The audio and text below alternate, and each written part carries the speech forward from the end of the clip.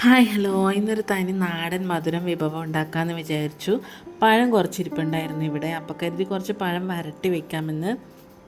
ആദ്യം തന്നെ പഴം പുഴുങ്ങാൻ വെച്ചിട്ടുണ്ട്. പഴം പുഴുങ്ങിയത് മിക്സിയിലിട്ടൊന്ന് അടിച്ചെടുക്കണം.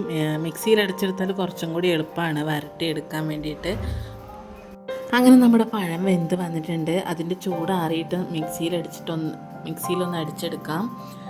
അതിലേക്ക് വെള്ളം പാവാക്കാൻ വേണ്ടി വെച്ചിട്ടുണ്ട്.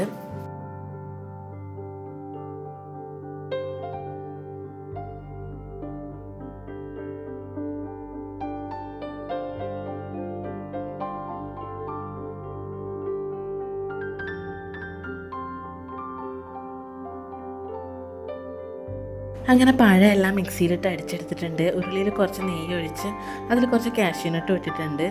ഏലക്കായ വേണമെങ്കിൽ ഇടാം, പക്ഷേ എനിക്ക് ഏലക്കായ ഇഷ്ടമല്ല, അതുകൊണ്ടാണ് ഞാൻ പിന്നെ ഇടാഞ്ഞത്. ഞാൻ പായസത്തിൽ പോലും ഏലക്കായ ഇടാറില്ല. എനിക്ക് അത്ര ഇഷ്ടമല്ലാത്തൊരു സാധനമാണ് ഏലക്കായ. അപ്പം നിങ്ങൾക്ക് ഇഷ്ടമുണ്ടെങ്കിൽ ഏലക്കായ ഇടാം.